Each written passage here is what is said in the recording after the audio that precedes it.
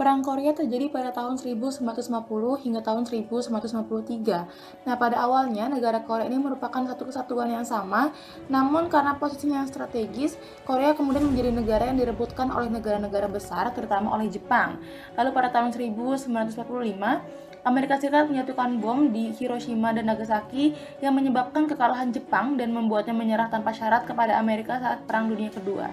Lalu peristiwa tersebut kemudian menjadi awal dari kemerdekaan negara-negara bekas jajahan Jepang termasuk Korea.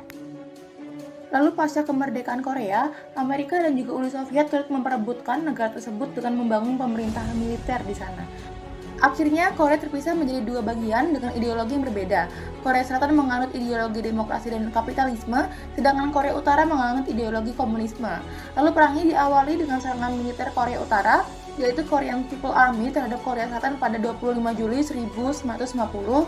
Perang ini kemudian semakin parah hingga terjadi gencatan senjata pada 27 Juli 1953 yang mana disetujui dan ditandatangani oleh Amerika Serikat, Republik Rakyat Cina, dan juga Korea Utara.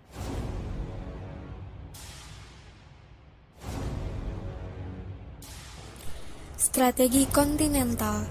Strategi ini dilakukan oleh Korea Utara dengan cara merebut kekuasaan seluruh daratan di semenanjung Korea yang bertujuan untuk menyatukan wilayah Korea dengan cara melakukan sebuah strategi ofensif, yaitu menyerang secara tiba-tiba di malam hari.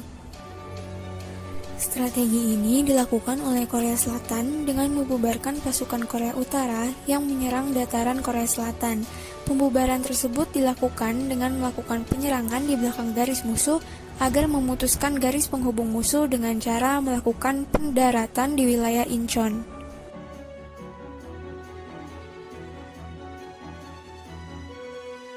Strategi maritim. Strategi ini dilakukan oleh Korea Utara dengan tujuan untuk mempertahankan daerah pantainya dengan cara melakukan perlawanan terhadap serangan yang terjadi di pantai untuk mempertahankan pelabuhan kota dari serangan udara dan juga laut. Strategi ini dilakukan oleh Korea Selatan dengan tujuan untuk melancarkan pasokan logistik perang Korea Selatan, Amerika Serikat, dan juga pasukan PBB. Hal tersebut dilakukan dengan cara melakukan dukungan terhadap pergeseran pasukan serta alat tempur Amerika Serikat dan pasukan gabungan lainnya. Strategi Dirgantara. Strategi ini dilakukan oleh Korea Utara dengan tujuan untuk melakukan bantuan penyerangan udara ke Korea Selatan. Hal ini dilakukan dengan cara melakukan operasi udara dalam mengambil alih pengendalian udara. Strategi ini dilakukan oleh Korea Selatan dengan tujuan untuk menciptakan keunggulan di wilayah udara semenanjung Korea dan mendukung operasi peperangan yang ada di darat. Hal ini dilakukan dengan cara melakukan operasi gabungan udara dan membantu pendaratan di wilayah Incheon.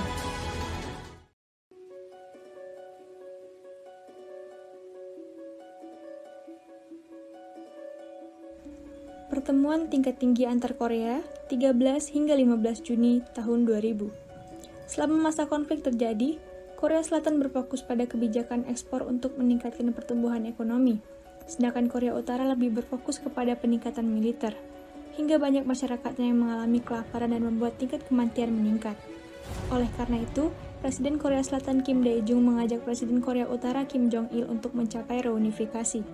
Pertemuan tingkat tinggi antar Korea 27 April 2018. Pertemuan tingkat tinggi Panmunjom dilakukan oleh Presiden Korea Selatan Moon Jae-in dan Presiden Korea Utara Kim Jong-un. Pertemuan ini memiliki perbedaan dengan pertemuan-pertemuan sebelumnya. Pertama, perbedaan dalam hal waktu. Presiden Moon telah menetapkan proses antar Korea yang dapat diimplementasikan selama 4 tahun masa jabatannya. Yang kedua, perbedaan dalam hal ancaman nuklir. Sebelumnya, Presiden Korea Utara tidak memiliki senjata untuk mengancam Amerika dan melemahkan aliansi Amerika-Korea Selatan. Namun, di masa Presiden Kim Jong-un, Korea Utara telah memiliki persenjataan yang cukup untuk mengancam Amerika Serikat.